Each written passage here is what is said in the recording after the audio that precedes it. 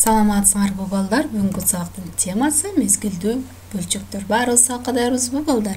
Окуу куралдарыбызды алып, теманы жазып, сабакка даяр болобуз. Мында бүгүнкү сабактын максаты, бүгүнкү сабактан силер мезгилдүү бөлчөк жөнүндө маалымат аласыңар. Мезгилдүү бөлчөктүн жазылышын жана окулушун үйрөнөсүңөр.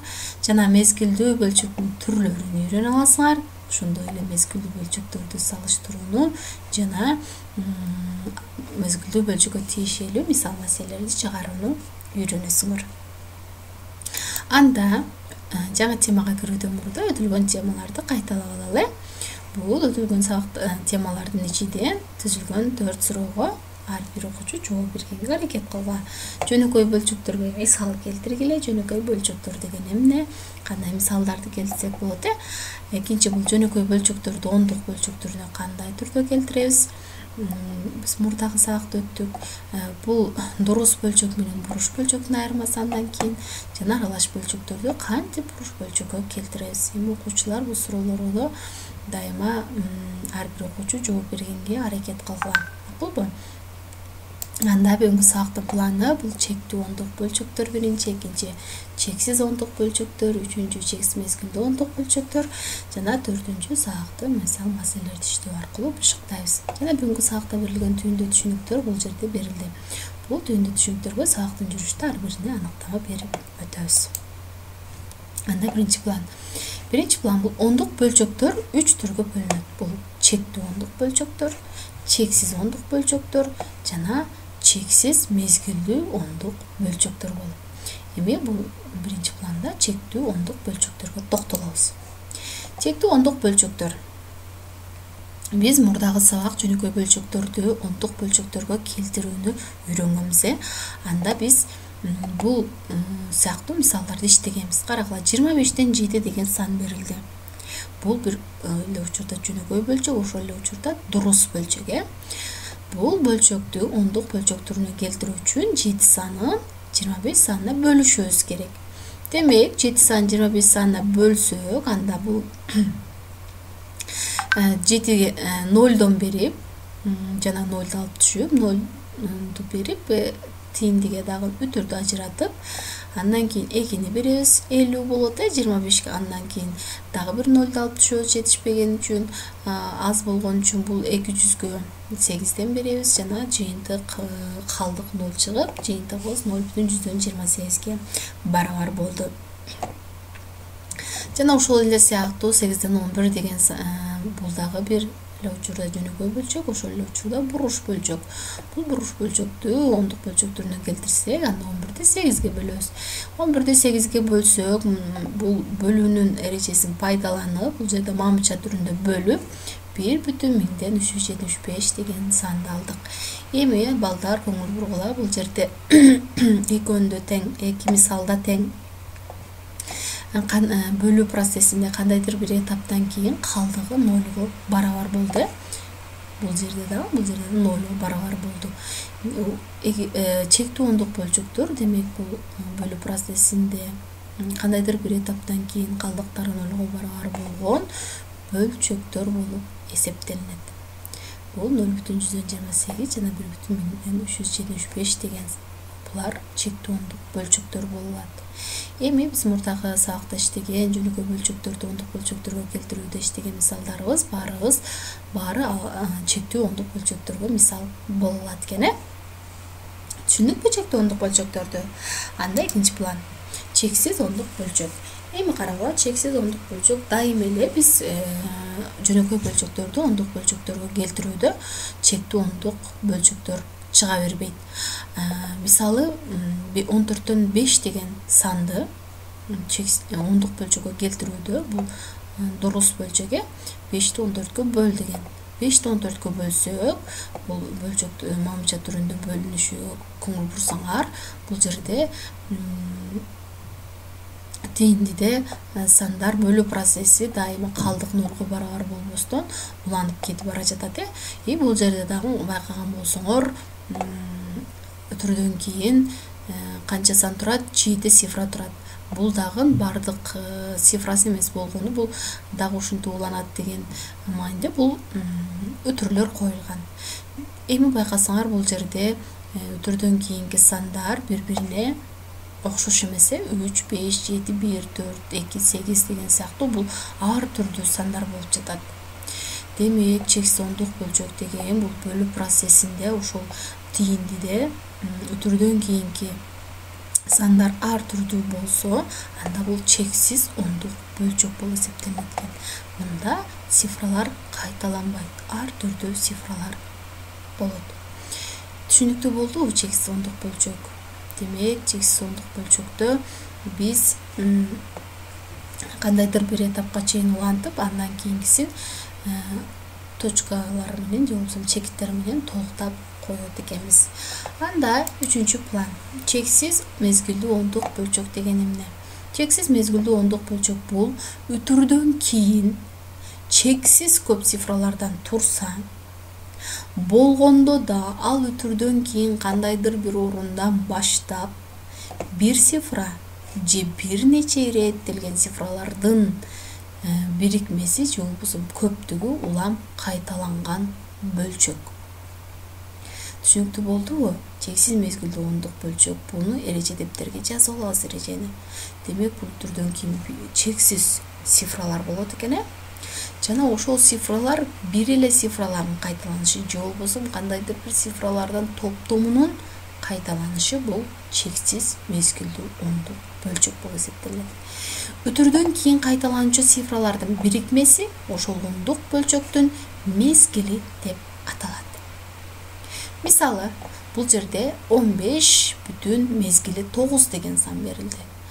Бул жерде карагыла, 3 өтүрдөн кийин 3, 9 жазылып, калганы чекиттер менен, көп чекиттер менен берилди. Эми мында мезгили 9га барабар. Мезгили 9, себеби өтүрдөн кийин 9 деген сан кайталанып атат. Жана 4 бүтүн 8 мезгили 47 деген сан бул. Бул мезгили 47ге барабар. Бул бөлчөктөр чексиз мезгилдүү ондук бөлчөккө мисал боло алат. Эми карагыла, мындай бөлчөктөрдү жазганда мезгилин бир нече жолу жазгандан көп чекит коюп отурбастан, бир эле жолу жазып, мезгилин кашаага алып койсо болот. Башкача айтканда карагыла, 15 бүтүн мезгили 9 деген санды бир нече сандар менен же болбосо чекиттер менен жазып отурбастан 15 бүтүн мезгили 9 деп мезгилин кашаага алып койсок жетиштүү экен. Бул дагы 4,9 4,8 мезгили 47. Түшүндүкпү? Окулушун дагы көңүл бурула. 15 бүтүн мезгили 9, 4,8 мезгили 47. Түшүндүк, Мисал карагыла. Бул жерде 6дан 5 бул дурус бөлчөк, бул 5ти 6га бөл деген. Демек, 5ти 6га бөлсөк, бул мамча түрүндө бөлүнүшү. 0ду берип 5 түшүп, 0ду алып түшүп өтүр кайрыйбыз, Андан кийин 8 беребиз, 48. Бул андан кийин 20 болуп улам кайталанып кете берет.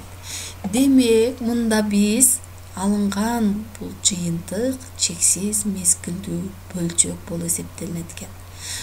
Эми муну деген биз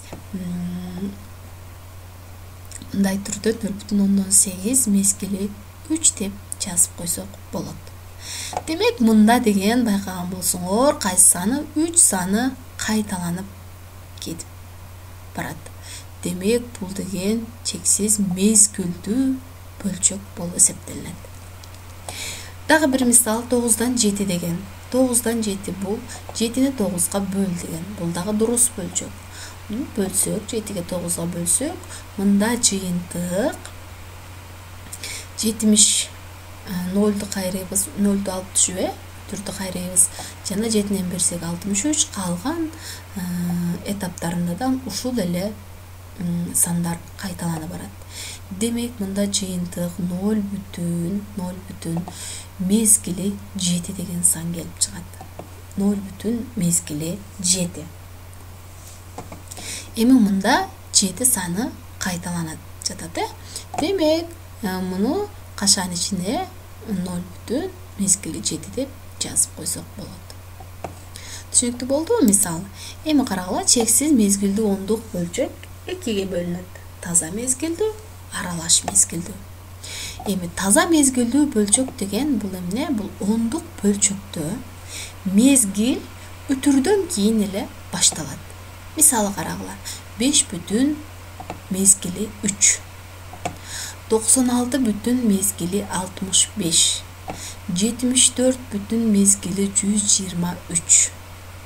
Түшүнүктүү? Бул мезгил өтүрдөн кийин эле не кылды? Башталды. Бул таза мезгилдүү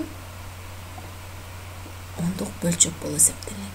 Эми карагыла, бул жерде аралаш мезгилдүүдө мында ондук бөлчөктө мезгил үтүрдөн кийин бир нече цифрадан кийин башталат. Мисалы, бул жерде 5 бүтүн 1000ден 489 мезгили 3. Же болбосо 8 бүтүн 100дөн 78 мезгили 85. Жана 51 бүтүн 1000ден 897 мезгили 12. Түшүндүкпү? Мында деген үтүрдөн кийин бир нече цифрадан кийин мезгили башталат экен. Түшүнүктүү болгон болсо, анда мезгилдүү чексиз ондук бөлчөктөрдү туура окууну үйрөнөлү. Бул бөлчөк 14 бүтүн мезгили 3. 14 бүтүн мезгили 3. Бул бөлчөктүн окулушу 0 бүтүн 10-2 мезгили 15. А бул бөлчөктүн окулушу 0 бүтүн 10-8 мезгили 3. Бул бөлчөктүн окулушу 0 бүтүн мезгили 7. Кийинки бөлчөктүн окулушу 0 бүтүн мезгили 02. Ал эми бул бөлчөктүн окулушу 2 бүтүн 127 мезгили 13. Туура окууну үйрөндүкпү? Демек, туура окууда деген эске алуучу эреже бул мезгилдүү. Эгерде бул мындан мурда таза мезгилдүү болсо, эгер өтүрдөн кийин эле айтылса, анда бул 14 бүтүн мезгили 3 деп эле айтылат экен. Жана аралаш болгон учурда бул кадимки бөлчөктү окуган сыяктуу эле 2 бүтүн 100дөн 27 мезгили 13 сыяктуу окулат. Жана эми карагыла балдар, бул жерде силерге бөлчөктөр берилди. Эми силер өзүңөр туура окуп көргүлөчү. Бул бөлчөк кантип окулат? Эң туура, бул бөлчөк 0 бүтүн мезгили 45. 0 бүтүн мезгили 45. Бул 11ден 5 деген сан экен. Эми 27ден 8 деген сан бизге канчаны берет экен? 0 бүтүн мезгили 296. 0 бүтүн мезгили 296. Ал эми бул аралаш бөлчөк 1 бүтүн 24дөн 7 деген сан бул 1 бүтүн 1000ден 291 мезгили 6. 1 бүтүн 1000ден 291 мезгили 6. Туура окууну үйрөндүкпү? Анда эми карагыла, мезгилдүү чексиз ондук бөлчөктөрдү дагы салыштырууга болот. Эми биз ондук бөлчөктөрдү салыштырууну өткөнбүз. Ошол салыштырууда колдонулган эрежелер бул жерге дагы жарамдуу. Эми карагыла, биринчи бул 12 бүтүн 10-5 мезгили 6. Жана 12 бүтүн 10.000ден 5667 сан салыштыргыла дейт. Мында кайсы сан чоң болушу мүмкүн? Мында бул 12 бүтүн 10.000ден 5667 саны чоң. Себеби бул 4-чү, бул 10.000дик үлүшү, 10.000дик үлүшү мында 6 болуп жатат, а мында болсо 7 болуп жатат. Демек, бул оң жагы чоң болуп эсептелет. Экинчи, 45 бүтүн мезгили 47 жана 45 бүтүн, мезгили 47. Бул сандардын салыштырсак, анда бул сандар бири-бирине барабар болгону ар түрдүү формада жазылышы берилиптир. Эми 3-чү 7 бүтүн, мезгили 78 жана 7 бүтүн, мезгили 77 сандарын салыштыргыла. Мында байкаган болсоңор, мезгили 78 жана 77 болуп атат. Демек, мезгили 78 чоң болуп эсептелинет. 4-чү, мында 4 бүтүн, бул жерде чексиз ондук бөлчөктөр берилиптир. Чексиз ондук бөлчөктөрдү салыштырууда өтүрдөн кийинки биринчи бүтүн бөлүктөрүн салыштырып алабыз. Андан кийин өтүрдөн кийинки ондук үлүшүн, жүздүк үлүшүн, миңдик үлүшүн, 10 миңдик үлүшүн салыштырып барабыз. Демек, кайсы бул миңдик үлүшү да барабар, ал эми 10 миңдик үлүшү биринчи сол жактагы сандыкы 5ке барабар, ал эми оң жактагы сандыкы 6га барабар болду. Демек, оң жактагы сан чоң болуп эсептелинет. Түшүнүктүү болдубу? Мезгилдүү чексиз ондук бөлчөктөрдү салыштырууда деле кадимки ондук бөлчөктөрдү салыштыруудагы эреже колдонулат. Анда сабакты бышыктайбыз.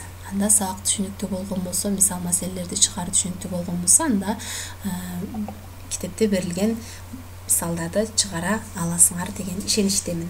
Анда 195-бетте 464-көнүгүүдү чыгарабыз. Жана бунда жөнөкөй бөлчөктү мезгилдүү ондук бөлчөк түрүндө жазабыз. Демек, мында берилген бөлчөктүн алымын бөлүмүнө бөлүп, чыккан жыйынтык мезгилдүү ондук бөлчөк болот. Аны жоопко жазып коебуз. Андан сырткары бүгүнкү тапшырма бул 465-көнүгүү. 465-көнүгүүдө дагы ошол берилген бөлчөктөрдү бөлүп, жөнөкөй бөлчөктү мезгилдүү ондук бөлчөк түрүнө келтиребиз. Жана эрежелерди жаттайбыз. Бүгүнкү сабакта берилген эрежелерди эреже дептерге жазып, жаттаганды унутпайбыз. Тапшырма жана тема түшүнүктүү болгон болсо, анда балдар саламатта калгыла.